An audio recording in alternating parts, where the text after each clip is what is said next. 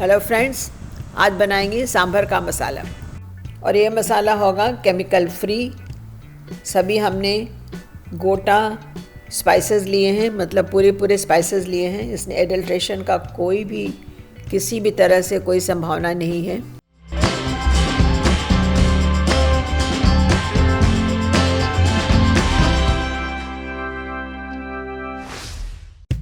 तो अब चलिए देखते हैं इसके खास इंग्रेडिएंट क्या हैं।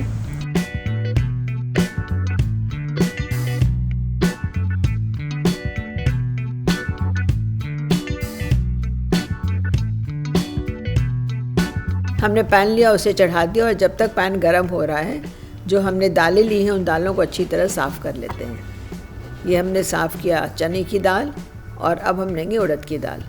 देखिए, घर में मसाला बनाने का सबसे बड़ा फ़ायदा यही है कि आप एकदम शुद्ध मसाले का प्रयोग करते हैं। पैन हल्का गर्म हो चुका है और अब इसमें डालते हैं मिर्च की मात्रा आप अपने हिसाब से ज़रूर एडजस्ट करिएगा। अगर आप मिर्च अच्छा खाते हैं तो इस मात्रा को कम से कम डबल कर दीजिएगा। शुरू में हमने डाली प्लेन मिर्च और बाद में हमने डाला अभी कश्मीरी मिर्च। कश्मीरी मिर्च इसमें रंग देगा और प्लेन मिर्च जो है वो तीखापन देगा। मिर्च को हमें इतना भुनना है कि उसका मॉइस्चर एकदम ख़त्म हो जाए और बहुत हल्का सा रोस्ट हो, जिससे कि पीसते समय हमें कोई परेशानी ना हो। जब हम मसालों को पैन में डालते हैं तो दो कारण हो सकता है। एक तो है कि हमें मॉइस्चर हटाना है और दूसरा जो है हमें उसे हल्का सा भुनना भी पड़ता है। तो ये जो मिर्च है इसे हमें बेसिकली मॉइस्चर हटाना है और भुनना बहुत कम है। और अब हम डाल रहे हैं दूसरे मसाले। हमने डाला धनिया। अब धनिया को जो हम भुनेंगे इसका ऑब्जेक्टिव दोनों है, हमें मॉइस्चर भी हटाना है और इसे हल्का सा भुनना भी है। धनिया थोड़ा सा होगा उसी समय हम उसमें डाल देंगे मेथी, जिससे धनिया और मेथी एक साथ भुन जाए। और मेथी के बाद अब डालेंगे हम इसमें जीरे को भी हल्का सा भून लेंगे। और जब तीनों मसाले भुन जाएं तो हम उन्हें निकाल के प्लेट पे रख लेंगे। और अब लेंगे दोनों दालें, चना की दाल और उड़द की दाल। चना की दाल हम पहले डालेंगे क्योंकि चना की दाल होने में ज़्यादा समय लगेगा।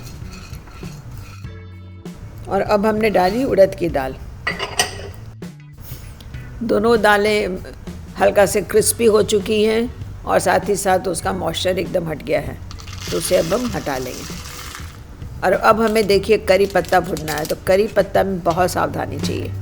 अगर आप ज़रा भी तेज़ कर देंगे तो करी पत्ता जल जाएगा और उससे जो है पूरा का पूरा आपका मसाला जो है कड़वा हो जाएगा।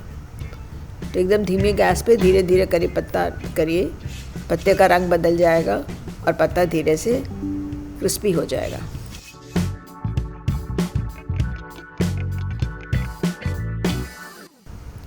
और अब हम इसमें डालेंगे हींग।